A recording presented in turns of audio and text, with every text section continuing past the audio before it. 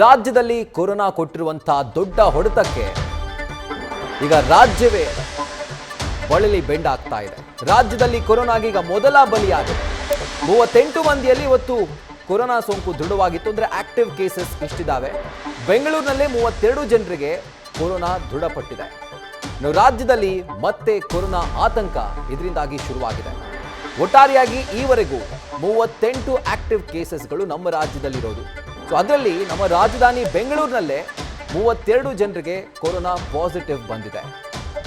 So ಇದೆಲ್ಲದರ ಹೊರತಾಗಿ ಇವತ್ತು ರಾಜ್ಯದಲ್ಲಿ ಮತ್ತೊಮ್ಮೆ ಕೊರೋನಾಗೆ ಮೊದಲ ಬಲಿಯಾಗಿದೆ. 38 ಮಂದಿಯಲ್ಲಿ ಕೊರೋನಾ ಸೋಂಕು ಈಗ ಆಕ್ಟಿವ್ ಆಗಿದೆ ನಮ್ಮ ರಾಜ್ಯದಲ್ಲಿ.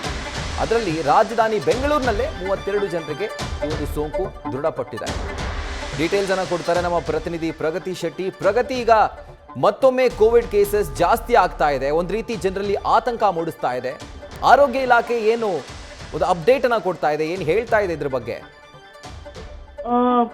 ರಾಹುಲ್, ಇದುವರೆಗೂ 38 ಸಕ್ರಿಯ ಪ್ರಕರಣಗಳಿವೆ. ಅದರಲ್ಲಿ ಬಹುಪಾಲು ಬೆಂಗಳೂರಿನದ್ದೇ ಇದೆ. ಅಂದ್ರೆ 33 ಅಂತ ಹೇಳ್ಬೋದು ಬೆಂಗಳೂರಿನದ್ದು. ಆಕ್ಚುಲಿ ಬೆಂಗಳೂರು 32 ಆದ್ರೆ ಬೆಂಗಳೂರು ರೂರಲ್ ಒಂದು ಕೇಸ್ ದಾಖಲಾಗಿದೆ. ಜೊತೆಗೆ ಈಗಾಗಲೇ ಒಬ್ರು ಸಾವನ್ನಪ್ಪಿರುವಂತಹದ್ದು. ಸೊ ಟೆಸ್ಟಿಂಗ್ ಸಂಖ್ಯೆ ಜಾಸ್ತಿ ಮಾಡ್ತಾ ಹೋದ ಹಾಗೆ ಪಾಸಿಟಿವ್ ಕೇಸಸ್ ಕೂಡ ಜಾಸ್ತಿ ಆಗ್ತಾ ಹೋಗುತ್ತೆ. ಈಗ ಒಮಿಕ್ರಾನ್ ಉಪತಳಿಯಾಗಿರುವಂತಹ JN1 ಈಗ ಆತಂಕವನ್ನ ಸೃಷ್ಟಿ ಮಾಡ್ತಾ ಇರುವಂತದ್ದು. ಬಹುತೇಕರಲ್ಲಿ ಟೆಸ್ಟ್ ಸಂಖ್ಯೆ ಜಾಸ್ತಿ ಆಗ್ತಾ ಇದ್ದಾಗೆ ಕೇಸಸ್ ಕೂಡ ಜಾಸ್ತಿ ಆಗ್ತಾ ಹೋಗುತ್ತೆ. ಅದು ಬಹುತೇಕರಲ್ಲಿ ಆತಂಕ ಹೆಚ್ಚಿಸಿರುವಂತದ್ದು. ಈಗಾಗಲೇ ಆರೋಗ್ಯ ಇಲಾಖೆ ನೇತೃತ್ವದಲ್ಲೂ ಕೂಡ ಸಭೆಯನ್ನ ಮಾಡಲಾಗಿರುವಂತದ್ದು. ಆರೋಗ್ಯ ಇಲಾಖೆಯ ಒಂದು ಟ್ಯಾಕ್ ಅಂತ ಇರುತ್ತೆ, ಅಂದ್ರೆ ಟೆಕ್ನಿಕಲ್ ಅಡ್ವೈಸರಿ ಕಮಿಟಿ ಅಂತ ಇರುತ್ತೆ. ಆ ತಾಂತ್ರಿಕ ಸಲಹಾ ಸಮಿತಿ ಈಗಾಗಲೇ ಸಭೆಯನ್ನ ಮಾಡಿ ಏನ್ ಮಾಡ್ಬೇಕು, ಏನ್ ಮಾಡಬಾರ್ದು, ಮುಂದಿನ ದಿನಗಳಲ್ಲಿ ಯಾವ ರೀತಿಯಾದಂತಹ ಒಂದು ಅಗತ್ಯ ಕ್ರಮವನ್ನ ಕೈಗೊಳ್ಳಬೇಕು ಅನ್ನುವಂತಹ ವಿಚಾರಕ್ಕೆ ಸಂಬಂಧಪಟ್ಟ ಹಾಗೆ ಸಭೆಯನ್ನ ಮಾಡಲಾಗಿದೆ. ಸೊ ಈ ಹಿನ್ನೆಲೆಯಲ್ಲಿ ಅಡ್ವೈಸರಿ ನೋಟ್ ಅನ್ನ ಈಗಾಗಲೇ ಆರೋಗ್ಯ ಇಲಾಖೆ ಕೂಡ ಬಿಡುಗಡೆ ಮಾಡಿರುವಂತದ್ದು. ಅಂದ್ರೆ ಗೈಡ್ಲೈನ್ಸ್ ಅಂತ ಎಲ್ಲೂ ಬಿಡುಗಡೆ ಮಾಡಿಲ್ಲ, ಅಡ್ವೈಸರಿ ನೋಟ್ ಅಂತ ಒಂದು ಸಲಹೆಯನ್ನ ಬಿಡುಗಡೆ ಮಾಡಿದ್ದಾರೆ. ಅಂದ್ರೆ ಗರ್ಭಿಣಿಯರು ಮತ್ತೆ ಮಕ್ಕಳು ಯಾರಿಗೆಲ್ಲ ಕಾಯಿಲೆ ಇದೆ, ಒಂದು ಸಮಸ್ಯೆ, ಜ್ವರ, ಈ ತರಹದ ಒಂದು ಸಮಸ್ಯೆಯಿಂದ ಬಳಲ್ತಾ ಇರ್ತಾರೆ, ಅಂತವರು ಜನದಟ್ಟಣೆ ಇರುವಂತಹ ಜಾಗಕ್ಕೆ ಹೋಗುವಾಗ ಮಾಸ್ಕ್ ಅನ್ನ ಧಾರಣೆ ಮಾಡಬೇಕು. ಜೊತೆಗೆ ಜನರಿಂದ ಸ್ವಲ್ಪ ಅಂತರವನ್ನ ಕಾಯ್ದುಕೊಳ್ಬೇಕು, ಸಾಮಾಜಿಕ ಅಂತರ ಇರಬೇಕು ಅನ್ನುವಂತಹ ಒಂದು ಸಲಹೆಯನ್ನ ಕೊಟ್ಟಿರುವಂತಹದ್ದು. ಅದರ ಜೊತೆಗೆ ಸರ್ಕಾರ ಕೂಡ ವಿಶೇಷವಾಗಿ ಕೋವಿಡ್ ಪಾಸಿಟಿವ್ ಸೋಂಕಿತರ ಸಂಖ್ಯೆ ಏರಿಕೆ ಆಗ್ತಾ ಇರೋದ್ರಿಂದ ಸರ್ಕಾರವು ಮುಂಜಾಗ್ರತಾ ಕ್ರಮವನ್ನ ತೆಗೆದುಕೊಂಡಿದೆ. ಆರೋಗ್ಯ ಸಚಿವರು ಕೂಡ ಸ್ಟ್ರಿಕ್ಟ್ ಆಗಿ ಎಲ್ಲ ರೀತಿಯಾದಂತಹ ಸಲಹೆಯನ್ನ, ಸೂಚನೆಯನ್ನ ಕೊಟ್ಟಿದ್ದಾರೆ. ಉಸಿರಾಟದ ಸಮಸ್ಯೆ ಮತ್ತೆ ಹೃದಯ ಸಂಬಂಧಿ ಕಾಯಿಲೆಯಿಂದ ಆಸ್ಪತ್ರೆಗಳಲ್ಲಿ ಅಡ್ಮಿಟ್ ಆದವರಿಗೆ ಕಡ್ಡಾಯವಾಗಿ ಕೋವಿಡ್ ಟೆಸ್ಟ್ಗೆ ಒಳಪಡಿಸಲು ಈಗಾಗಲೇ ಸೂಚನೆಯನ್ನ ಕೊಟ್ಟಿರುವಂತದ್ದು. ಜೊತೆಗೆ ಅಗತ್ಯ ಟೆಸ್ಟಿಂಗ್ ಕಿಟ್ಗಳೇನಿರುತ್ತೆ ಅದನ್ನ ತೆಗೆದುಕೊಳ್ಳೋದಕ್ಕೆ ಅಧಿಕಾರಿಗಳಿಗೆ ಸೂಚನೆ ಕೊಟ್ಟಿದ್ದಾರೆ. ಇನ್ನು 1 ತಿಂಗಳು, ಅಂದ್ರೆ ಈ ಜ್ವರ, ಶೀತ ಪ್ರಕರಣ ಇದೆಲ್ಲ ಜಾಸ್ತಿ ಆಗೋದ್ರಿಂದ ಇನ್ನು 1 ತಿಂಗಳು ಬೇಕಾಗುವಂತಹ ಅಗತ್ಯ 5,000 RT-PCR ಮತ್ತೆ 5,000 VDRL ಟೆಸ್ಟಿಂಗ್ ಕಿಟ್ಗಳ ಒಂದು ಪ್ರಿಪರೇಷನ್ ನಲ್ಲಿ ಕೂಡ ಆರೋಗ್ಯ ಇಲಾಖೆ ಇರುವಂತದ್ದು.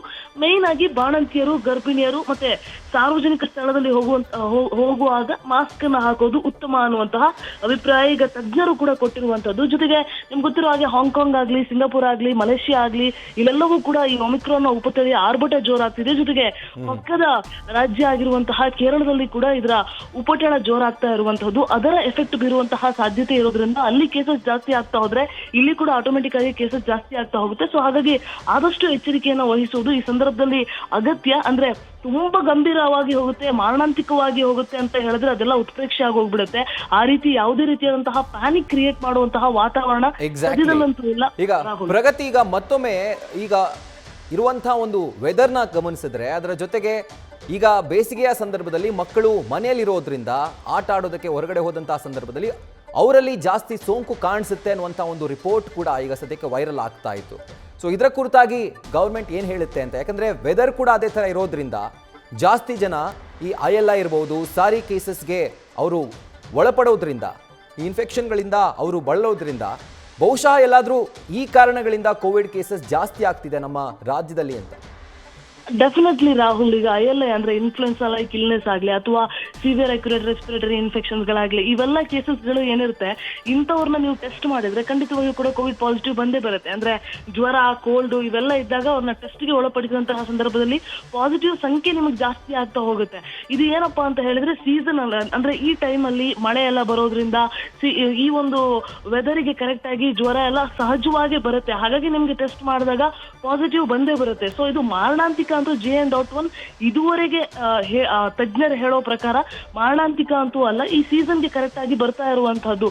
ಕೋವಿಡ್ ಅನ್ನುವಂಥದ್ದು ನಿಮಗೆ ಗೊತ್ತಿರೋ ಹಾಗೆ ಅದು ಮುಗಿಯುವಂತಹ ಒಂದು ಸಾಂಕ್ರಾಮಿಕ ರೋಗ ಅಲ್ಲ. ಮುಂದೊಂದು ದಿನ ಅಂದ್ರೆ ಮತ್ತೆ ನೆಕ್ಸ್ಟ್ ಇಯರ್ ಕೂಡ ಬರುತ್ತೆ. ಅದರ ಮ್ಯೂಟೆಂಟ್ ಬೇರೆ ಬೇರೆ ರೀತಿಯಾಗಿ ಇರುತ್ತೆ ಅಷ್ಟೇ. ಅದು ಇವತ್ತಿಗೆ ಮುಗಿಯುತ್ತೆ ಅಂತ ಹೇಳೋಕ್ ಆಗೋದಿಲ್ಲ. ನೀವು ಕೇಳಿದ ಹಾಗೆ ಮಕ್ಕಳಲ್ಲಿ ಯಾವ ರೀತಿಯಾಗಿ ಎಚ್ಚರಿಕೆಯನ್ನು ವಹಿಸಬೇಕು ಅಂತಂದ್ರೆ, ಮಕ್ಕಳಲ್ಲಿ ಇಮ್ಯುನಿಟಿ ಪವರ್ ಕಡಿಮೆ ಇರುತ್ತೆ, ರೋಗ ನಿರೋಧಕ ಶಕ್ತಿ ಕಡಿಮೆ ಇರುತ್ತೆ. ಅಂತಹ ಮಕ್ಕಳಿಗೆ ಅಂದ್ರೆ ಆದಷ್ಟು ಯಾರ್ಯಾರಿಗೆ ಆರೋಗ್ಯ ಸಮಸ್ಯೆ ಇರುತ್ತೆ ಅಂತಹ ಮಕ್ಕಳು ಬೇರೆಯವ್ರ ಜೊತೆ ಬೆರಿದೇ ಇರೋ ರೀತಿಯಲ್ಲಿ, ಮತ್ತೆ ಹೊರಗಡೆ ಆಟ ಆಡೋಕ್ ಹೋದಂತಹ ಸಂದರ್ಭದಲ್ಲಿ ಬೇರೆ ಜ್ವರ ಕೋಲ್ಡ್ ಈ ರೀತಿಯಾಗಿ ಆರೋಗ್ಯ ಸಮಸ್ಯೆ ಇರುವಂತಹ ಮಕ್ಕಳ ಜೊತೆ ಅವ್ರು ಬೆರಿದೇ ಇದ್ರೆ ಈ ಸದ್ಯದ ಸಿಚುವೇಶನ್ಗೆ ಒಳ್ಳೇದಂತ ಹೇಳ್ಬೋದು. ಜೊತೆಗೆ ಈಗಾಗಲೇ ನಿಮಗೆ ಗೊತ್ತಿರೋ ಹಾಗೆ ಬೆಂಗಳೂರಿನಲ್ಲಿ 3 ಕೇಸ್ಗಳು, ಮೂರು ಮಗುವಿಗೆ ಈಗಾಗಲೇ ಪಾಸಿಟಿವ್ ಆಗಿರೋದ್ರಿಂದ ಮಕ್ಕಳ ಮೇಲೂ ಕೂಡ ಹೆಚ್ಚಿನ ನಿಗಾವನ್ನ ಇಡಲಾಗಿರುವಂತದ್ದು. Rahul. Right Pragati, thank you ಡೀಟೇಲ್ಸ್ಗೆ. ನ್ಯೂಸ್ ಫಸ್ಟ್ ನಿರ್ಭೀತಿಯಿಂದ ನಿಮ್ಮ ಪರವಾಗಿ.